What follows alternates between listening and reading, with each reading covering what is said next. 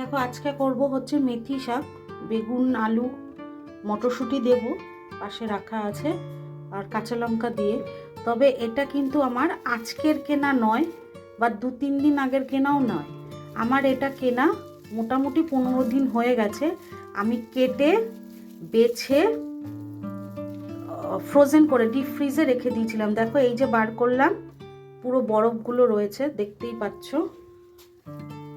তো এটাকে আজকে আমি রান্না করব। আমি এরকমই করি যে কোনো শাক পাতা, কারণ অফিসের তাড়া থাকে, ডেলি শাক পাতা করা যায় না, আর ছুলে বেছে ছুলে কেটে রাখা যায় না। তো ওই জন্য আমি সময়তে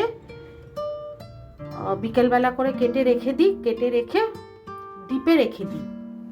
কড়াইতে তেলটা গরম হয়ে গেছে, এবার আমি দেব মেথি শাকটা, যেটা কি তোমাদের দেখালাম আমি।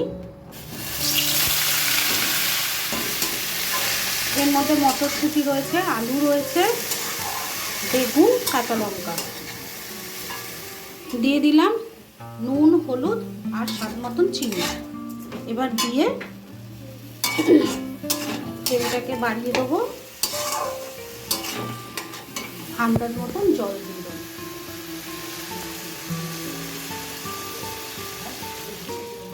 তো এটা হতে থাক, চলো সাথে থেকো।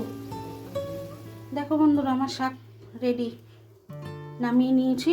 কি সুন্দর হয়েছে, কে দেখে বলবে এটা ফ্রোজেন করা 15 দিনের। তোমরাও এরকমভাবে খেও।